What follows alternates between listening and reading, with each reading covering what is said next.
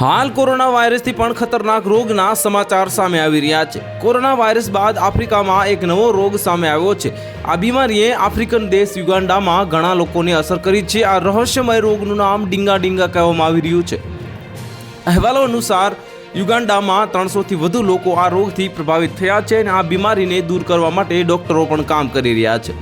આશ્ચર્યની વાત તો એ છે કે યુગાન્ડામાં સૌથી વધુ મહિલાઓ અને છોકરીઓ આ રોગનો ભોગ બની છે અને યુગાન્ડાના બુંદીબાગ્યો પ્રદેશમાં ડીંગા ડીંગા રોગ ઝડપથી ફેલાઈ રહ્યો છે। અને ડીંગા ડીંગા પ્રારંભિક લક્ષણો વિશે વાત કરીએ તો દર્દીને તાવ અને ઠંડી લાગવા લાગે છે અને દર્દીનું શરીર ખૂબ જ કંપાય છે, જેના કારણે તેના માટે ચાલવું પણ મુશ્કેલ બની જાય છે।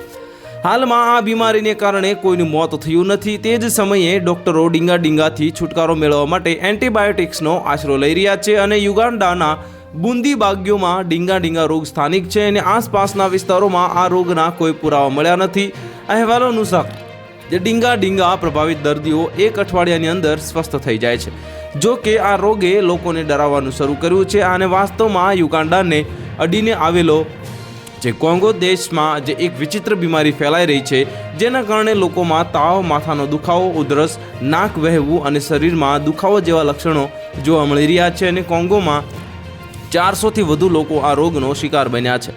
તો હાલ માટે આટલું જ। મળીશું નવી અપડેટ સાથે। જો તમને અમારા વિડીયો પસંદ આવતા હોય તો વિડીયોને લાઇક કરી દેજો, ચેનલને સબસ્ક્રાઇબ કરી બાજુમાં આવેલા બેલ આઇકનને દબાવી દો, જેથી તમને આવા સમાચારની અપડેટ મળતી રહે।